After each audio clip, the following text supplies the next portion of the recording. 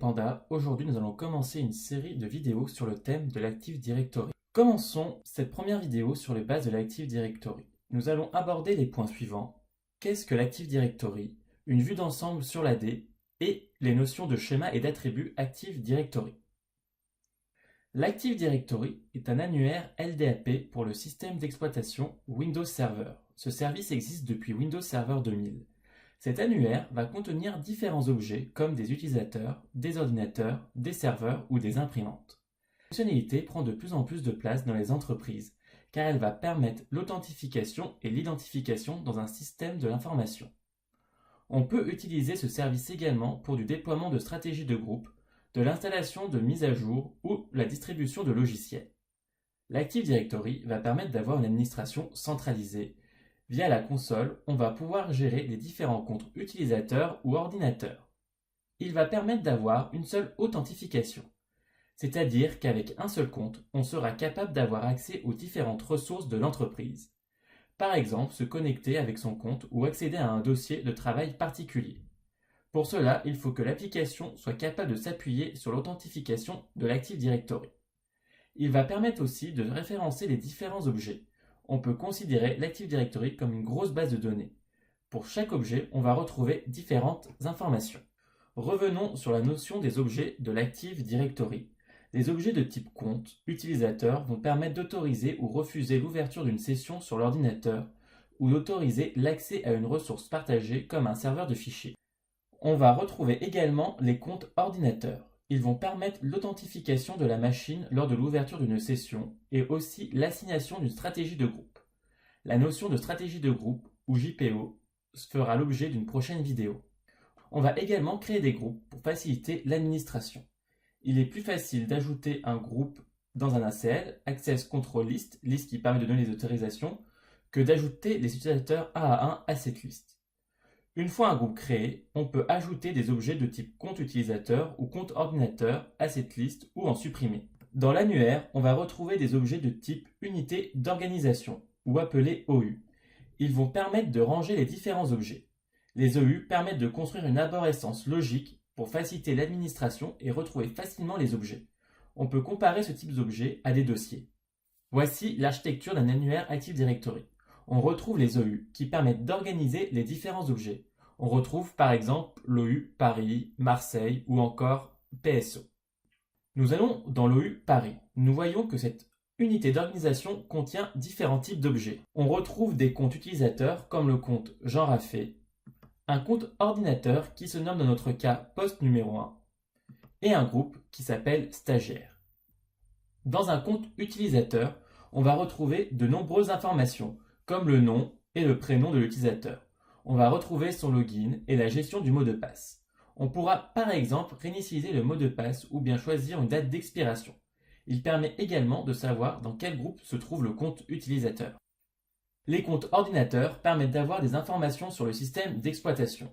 Si on a bien renseigné le champ, on connaîtra également le nom du poste, sa description et aussi dans quel groupe il se trouve. Un compte ordinateur est automatiquement ajouté dans l'annuaire si l'ordinateur a joint le domaine. Il peut être utile de créer les comptes en amont pour positionner le compte ordinateur dans la bonne OU. Pour un groupe, on va retrouver son nom de type détendu. Nous parlons de cette notion dans la suite de la vidéo. Nous allons également retrouver tous les membres du groupe, quel que soit le type d'objet, ordinateur ou utilisateur. Nous allons parler d'une notion très importante pour la bonne compréhension de l'architecture d'un Active Directory. C'est le principe de forêt et de domaine Active Directory.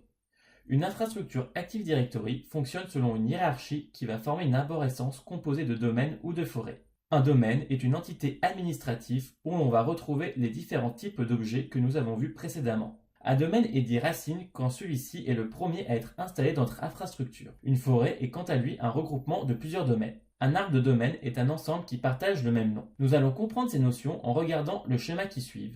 Il faut toujours garder à l'esprit que l'Active Directory va faciliter la gestion des comptes utilisateurs et ordinateurs au sein d'une société. Nous voyons ici un domaine qui se nomme pandawin.local. Si je rajoute deux sous-domaines avec le même nom, pandawin.local, ceci formera un arbre de domaine. Donc nous avons un sous-domaine qui se nomme rh.pandawin.local et un second informatique.pandawin.local. Nous allons ajouter un nouveau domaine qui se nommera koala.local. avec ses autres sous-domaines associés. Cet ensemble-ci se nomme une forêt. Pour que les utilisateurs du domaine pandawin.local puissent communiquer avec le domaine koala.local, on va devoir créer une relation d'approbation entre les deux domaines. Par défaut, deux domaines ne peuvent pas communiquer entre eux. Pour mieux comprendre cette notion, je vous laisse découvrir la vidéo. Promenons-nous dans l'Active Directory. Comme je le disais, une relation d'approbation permet d'autoriser des utilisateurs d'un domaine ou d'une forêt différente pour avoir accès à des ressources internes de l'entreprise. Lorsque l'on crée un sous-domaine ou des domaines dans une même forêt, cela va engendrer une approbation implicite, c'est-à-dire que la relation sera créée automatiquement. Si l'administrateur veut que les utilisateurs interforêts puissent avoir accès à la même ressource, il peut décider de créer une relation explicite, donc de manière manuelle. Dans le cas des approbations implicites, on va retrouver le terme de relations transitifs qui sont créées automatiquement pour autoriser l'utilisateur à s'authentifier sur des domaines de la même forêt. Au contraire, une approbation non transitive doit être créée manuellement afin de limiter le trafic entre deux environnements qui n'ont pas de lien logique. Nous allons voir différents exemples pour mieux comprendre ce principe.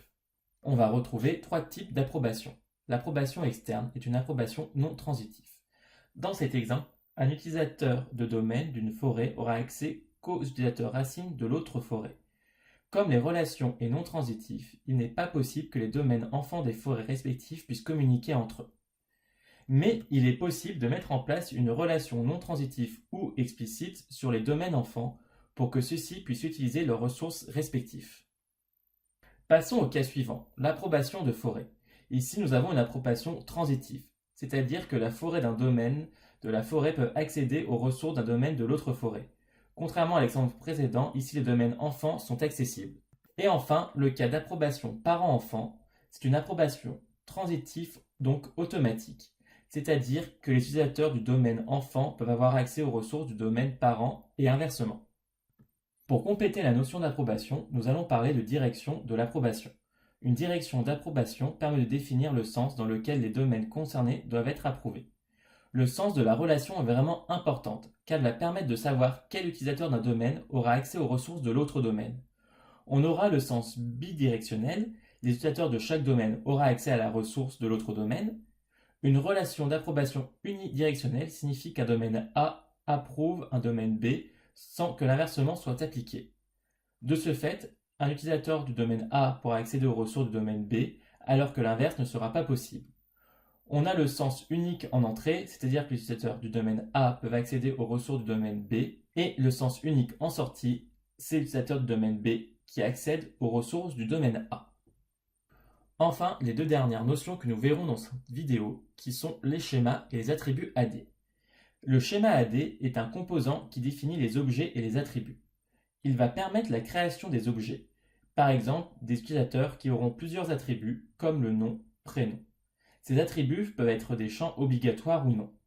De plus, les attributs sont éditables par les administrateurs de l'entreprise. Lors de la création d'un nouvel objet, les schémas permettent de récupérer les attributs associés. Grâce à ce système, l'AD connaît chaque attribut et le type de données à stocker.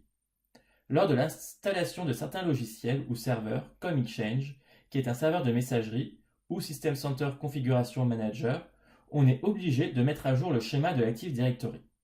Cela va permettre de rajouter des objets et des attributs qui pourront être créés par la suite. Cette opération peut s'effectuer que sur les domaines ayant le rôle du maître de schéma. Nous verrons par la suite les différents rôles. Pour information, l'utilisateur qui effectue cette opération doit avoir un compte avec des droits administrateurs du schéma. Nous arrivons à la fin de ce premier chapitre sur les bases de l'Active Directory. La prochaine vidéo sur ce thème sera sur les contrôleurs de domaine. N'hésitez pas à vous abonner sur la chaîne YouTube ou passer sur notre page Facebook. Merci de me suivre et à la prochaine les pandas.